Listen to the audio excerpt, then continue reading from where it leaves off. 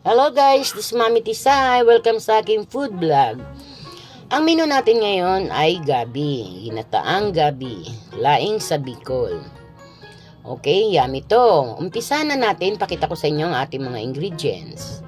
Umpisa natin ang sibuyas, at ang isusunod natin ay bawang, at ang kasama ng bawang ay luya, at nakahiwa na rin ang ating baboy. May konting baboy tayong ilalagay dyan. At sasamahan natin ng labuyo. Masarap kasi ang gata pag maanghang.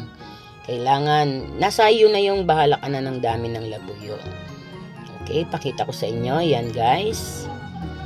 Okay, umpisa na natin siyang hugasan. Hugasan natin isa-isa. Hiwalay ang laman ng gabi. Hiwalay ang dahon. Hiwalay ang paklang. Okay, gataan na natin. Ayon sa yung dami ang gusto mong ilagay sa gata. Pangalawa, pinagsama ang una at pangalawa. Hindi pwedeng maghiwalay, dapat magkasama. Okay, umpisa na natin. Apoyan. Lagyan ng konting mantika. At igisa natin ang labuyo. Una sa lahat ang labuyo. Sumunod luya. Sumunod bawang. Sibuyas. At ang karne. Okay. Ngayon, ilalagay natin ang laman ng gabi. Ilagay na natin ang laman. Istakpan uli at buksan, haluin. Ilagay natin ang dahon. Konting halo-halo uli at atin muling tatakpan. Okay, halo uli. Lagay natin ang magic, asin. Yan ang maglalasa. At ilagay na natin ang paklang. Halo-halo, takip uli, halo uli, at malapit na natin hahanguin ang ating laing.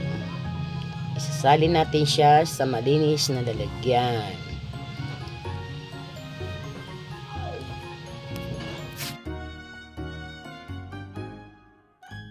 Bubuksan na natin ang ating kalan at lulutuin na natin ang pangalawa at unang gata.